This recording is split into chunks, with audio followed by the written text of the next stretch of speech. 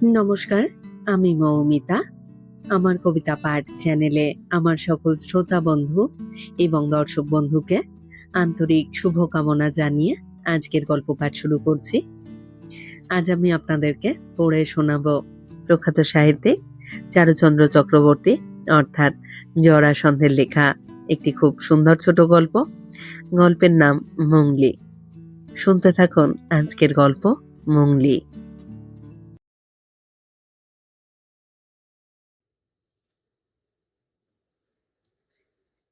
Captain Banerjee central জেলের বড় সাহেব। সোমবার সকালে তার প্রথম কাজ ফাইল লেখা। লাল ফিতে বাঁধা কার্ডবোর্ডের ফাইল নয়, কোমরে গামছা বাঁধা কয়েদির ফাইল। জেলে ঢুকতেই বড় বড় ব্যারাক, হরেক রকম কয়েদি থাকে তার মধ্যে। চোর, ডাকাত, পকেটমার, তারই সঙ্গে খুনি গুন্ডা, যত জালিয়াতের দল। ব্যারাকের কোলে লম্বা লম্বা বারান্দা। সোমবার সকালে সেখানে এসে সবাইকে লাইন বেঁধে দাঁড়াতে হয়। তারই নাম ফাইল।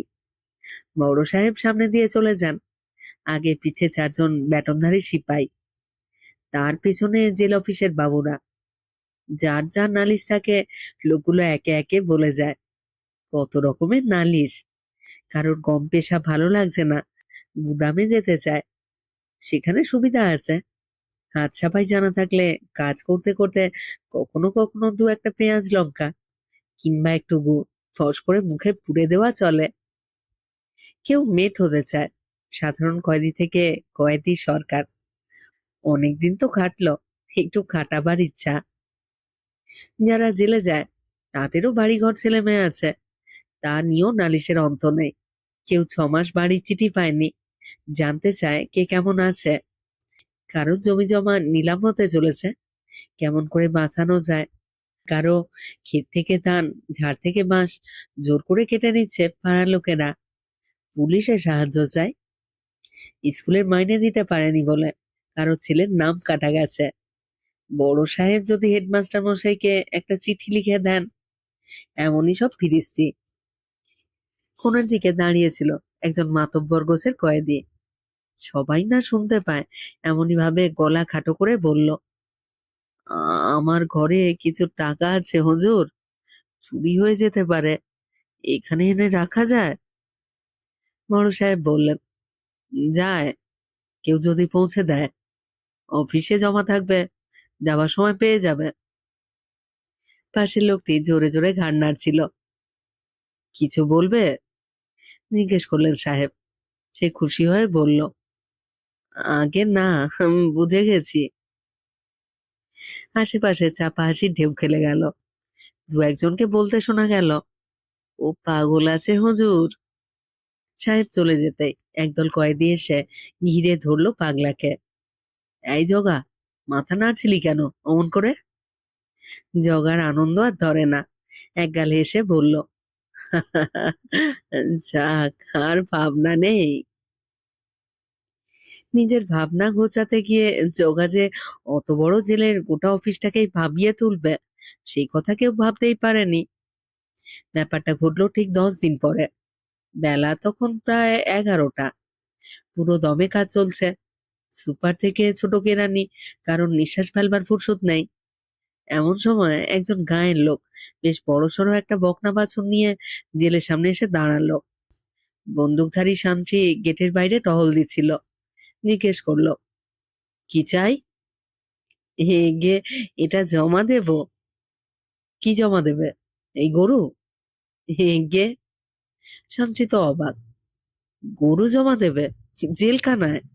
এটা কি খোয়ান না পিজ্জা পোল?" লোকটাকে হাঁকিয়ে দিতে যাচ্ছিল, সে বলে উঠল, গে, চিঠি আছে।" "চিঠি? কই দেখি?" ট্যাগ থেকে বেরোলো একটা 4 ভাঁজ করা ময়লা পোস্টকার্ড, পিঠের উপর জেলখানার ছাপ। লোকটাকে দাঁড়াতে বলে শান্তি চিঠিখানা পাঠিয়ে দিল অফিসে। তারপর সেটা ঘুরতে লাগলো এক টেবিল থেকে আরেক টেবিলে। যে দেখে তারই মুখ চুন। আঁকা বাঁকা অক্ষরে লেখা কয়েকটি মাত্র লাইন। লিখেছে 712 নম্বর কয়েদি জগন্নাথ সরকার। অফিস হয়েই গেছে, জেলের গোলমোহর তো আছে, তার মধ্যে বড় সাহেবের সই। নিচে কানাই বাবুর ফুটকি। প্রতিটি কয়েদি 1 মাস অন্তর একখানা করে চিঠি লিখতে পায়। যে লিখতে জানে না তার জন্য ওদের মধ্যে থেকে লেখাপড়া জানা লোক ঠিক করা আছে, তাদের নাম রাইটার। সব চিঠি এসে জড়ো হয় অফিসে। এক একটি করে পড়ে দেখা হয় জেলের বিরুদ্ধে কেউ কিছু লিখেছে কিনা, কিংবা অন্য কোনো কথা যা বাইরে যাওয়া উচিত নয়। এই কাজটি হলো কানাই বাবুর। চিঠি পড়ে পিঠে একটি করে রবার স্ট্যাম্প মেরে নিচে ছোট করে বসিয়ে দেন নিজের নামের প্রথম অক্ষর। তারপর সেই চিঠিগুলো বান্ডিল বেঁধে নিয়ে যান বড় সাহেবের কাছে। প্রতিটি চিঠিতে তার সই চাই, কিন্তু কানাইবাবুর হাতের ওই চিহ্নটুকু না দেখে তিনি সই করেন না। জগন্নাথের পোস্টকার্ড হাতে পড়তে কানাইবাবু একেবারে বসে পড়লেন। একটানা একই ধরনের আজে বাজে কথা পড়তে পড়তে মাঝে মাঝে তার ঢুলুনি আসে। সেই ফাঁকেই হয়তো বেরিয়ে গেছে এই হতভাগা পোস্টকার্ড। কিন্তু এখন উপায়? চিঠিখানা আরেকবার পড়লেন কানাইবাবু। জগন্নাথ লিখেছে তার কোনো ভাইকে। এই চিঠি পাওয়া মাত্র আমার মঙ্গলিকে জেল গেটে আনিয়া জমা করিয়া দিবে, অন্যথা না হয়। বড় সাহেবের হুকুম আছে, চিঠিখানা সঙ্গে আনিও, ইতি তোমার জগাদা। চিঠির মাথায় রাইটারের হাতে লেখা 712 রে জগন্নাথ সরকার। পোস্টকার্ড বিলি করবার আগে ওটা লিখে দেওয়া হয়। অফিসেও কিছু কয়েদি কাজ করে। কানাইবাবু যখন ভাবছেন কি করা যায়, তাদের কেউ গিয়ে খবরটা তখন তুলে দিয়েছে জগন্নাথের কানে। আর শুনেই সে কাজকর্ম ফেলে গেটের দিকে ছুটল। মঙ্গলিকে কতদিন দেখেনি, কেমন আছে কে জানে। চেঁচামেচি শুনে জেলার বাবু জগাকে ডেকে পাঠালেন। ধমক দিয়ে বললেন, এসব কি লিখেছ? বড় সাহেব বলেছেন গরু জমা দিতে? জগা জোড়হাত করে বলল, আগে আমার সামনেই তো একজনকে টাকা জমা দেবার হুকুম দিলেন, টাকার গরু এক হলো। আগে হুজুর, আমার তো আর টাকা কড়ি নেই, থাকবার মধ্যে আছে ওই বকনাটা, ওই আমার সব। তা তো বুঝলাম, কিন্তু ওটা থাকবে কোথায়? খেতে দেবে কে? সে কথা আমি কেমন করে জানবো হুজুর? নীলার বাবু রেগে উঠলেন, ওসব হবে না, গরু নিতে পারবো না আমরা।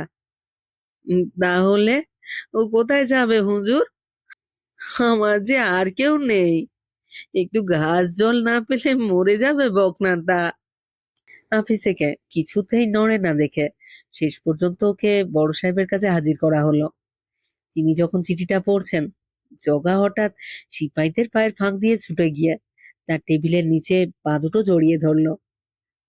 দোহাই সাহেব, দোহাই, বাচ্চাটাকে রাখবার হুকুম দিন, ভগবান আপনার মঙ্গল করবেন। ক্যাপ্টেন ব্যানার্জি মহা ফ্যাসাদে পড়লেন। কানাইবাবুর উপর বেশ খানিকটা ঝাল ঝাড়লেন, বরখাস্ত করবেন বলে শাসালেন। কিন্তু সেটা তো গেল পরের কথা। এখন একে ঠেকানো যায় কেমন করে? চিঠিটা সই করে তিনিও যে এর মধ্যে জড়িয়ে পড়েছেন, অনুমতি একরকম দিয়েই ফেলেছেন বলা চলে, যদিও না জেনে। তাই বলে কয়েদির সম্পত্তি হিসেবে জলজ্যান্ত গরু তো আর সত্যি সত্যি জমা রাখা যায় না জেলখানায়। এর পেছনে খরচ আছে, সেটা কে দেবে? দেখাশোনো ঝঞ্ঝাটও তো কম নয়। বড় জমাদার রামোদর সিংহ এতক্ষণ চুপ করে দাঁড়িয়েছিল। এর আগেই বকনাটাকে এক নজর দেখে এসেছে। খেতে না পেয়ে রোগা হয়ে গেছে, কিন্তু জাত ভালো। যত্নআত্তি করলে বছর খানেকের মধ্যেই বাচ্চা দেবে। 4-5 সের দুধ এক টানেই পাওয়া যাবে, আশা করা যায়। দু কদম এগিয়ে গিয়ে বুটে বুট ঠুকে সাহেবকে একটা টানা সেলাম দিয়ে রামোদর জানালো, সরকার থেকে যখন গরুটার ভার নেওয়া সম্ভব নয়, হুজুরের হুকুম পেলে সে কাজটা অগত্যা সেই করতে পারে।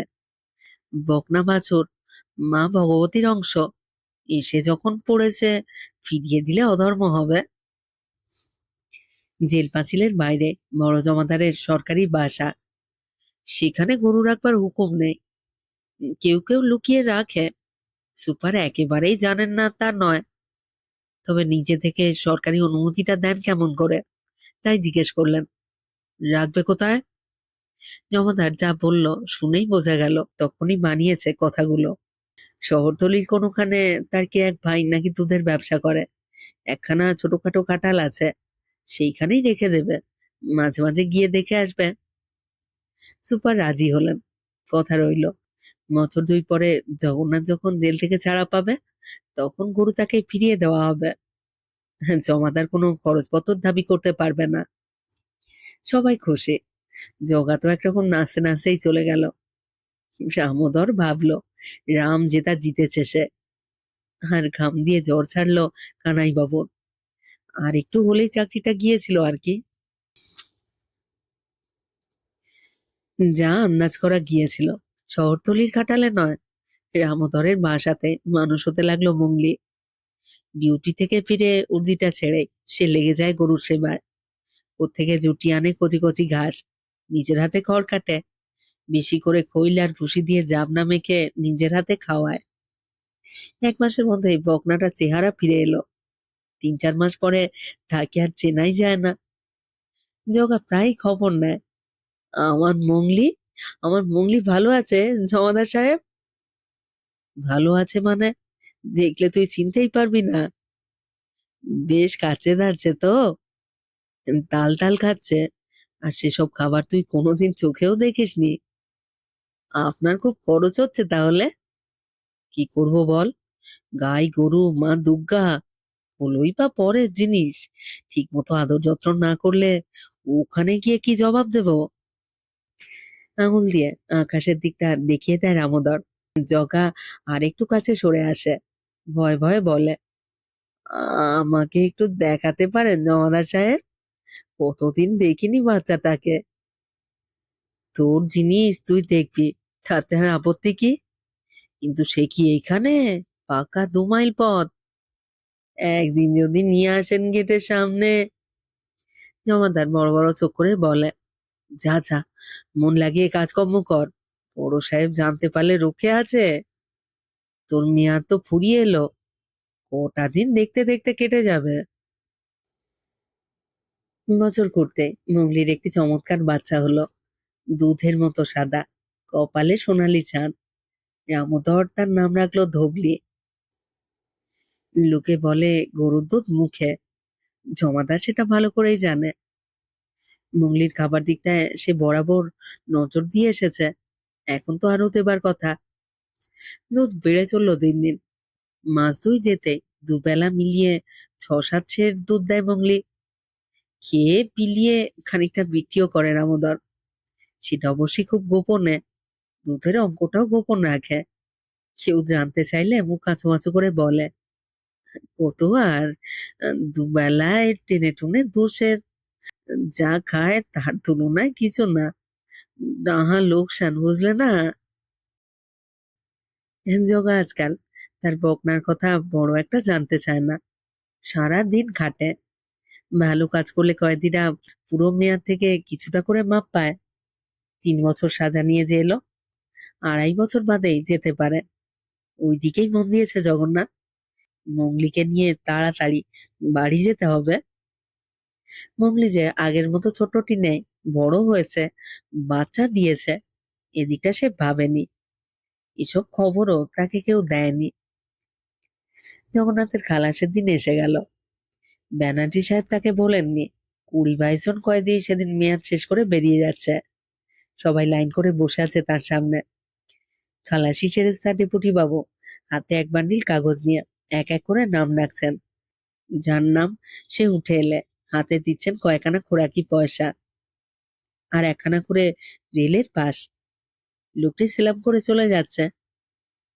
জগন্নাথ সরকার নামটা কানে যেতে সাহেব চোখ তুলে তাকালেন। ডেপুটিকে জিজ্ঞেস করলেন, ওর গরুটা আছে তো? আছে স্যার। গেট থেকে বেরোলে একটা রসিদ নিয়ে দিয়ে দেব। কিছুক্ষণ পরে গেটের দিক থেকে একটা গোলমাল শোনা গেল। সুপার ঘন্টা বাজিয়ে বেয়ারাকে ডাকলেন। সে বলল, জগা পাগলা গরু নিতে চাইছে না। কেন? বলছে এটা আমার মঙ্গলি নয়। মিনিট কয়েক পরে জগাকে আনা হলো সাহেবের সামনে। সে হাত জোড় করে বলল, ও গরু আমি নেব না, আমার মংলিকে দিতে বলুন। হুজুর, আমার মংলিকে দিতে বলুন। সাহেবকে ব্যাপারটা জানিয়ে দেওয়া হলো। তিনি হেসে বললেন, তোমারই তো লাভ। বকনার বদলে দুধ হলো গাই পাচ্ছ, দুধ খাবে। গরিব মানুষ খানিকটা বিক্রিও করতে পারবে। চাই না হুজুর, চাই না। অদম্য করতে পারবো না। আমার জিনিস আমাকে ফিরিয়ে দিন, পরের জিনিস নিতে বলবেন না। সবাই মিলে বোঝাতে চেষ্টা করলেন, এই সেই বকনা, ছোট ছিল, বড় হয়ে গাই হয়েছে। জগা রুখে উঠে বলল, আমার বকনা আমি চিনি না, আমার বকনা আমি চিনি না।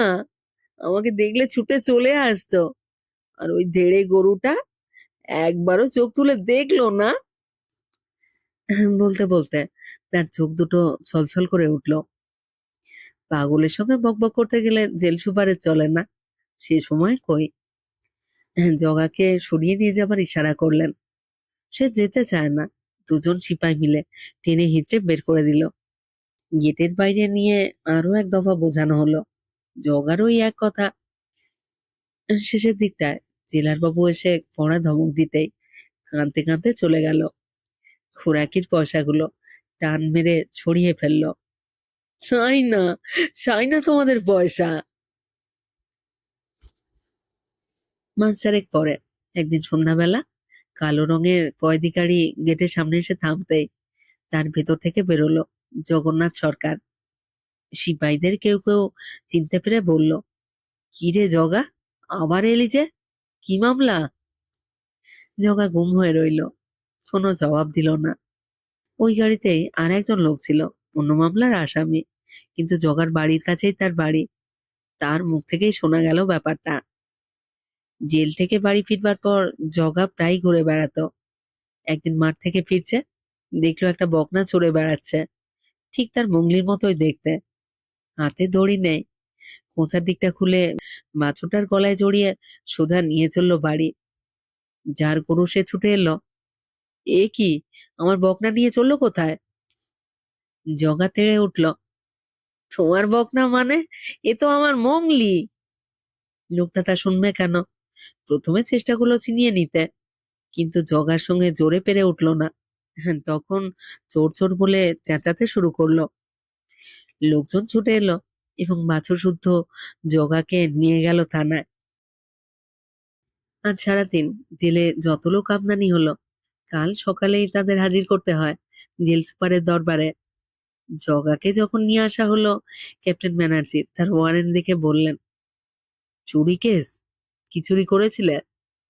জগা একেবারে তুবড়ির মতো ফেটে পড়ল। চুরি করেছি আমি? চুরি করেছি আমি না ওরা? আচ্ছা, বেরোই একবার, তারপর দেখে নেব আমার বকনা কেমন করে আটকে রাখে।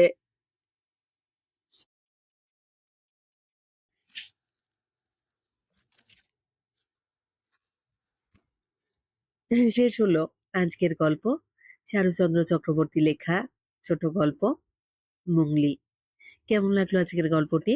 যদি ভালো লেগে থাকে একটি লাইক করবেন এবং সম্ভব হলে গল্পটিকে আপনাদের প্রিয়জনের মধ্যে শেয়ার করে দেবেন।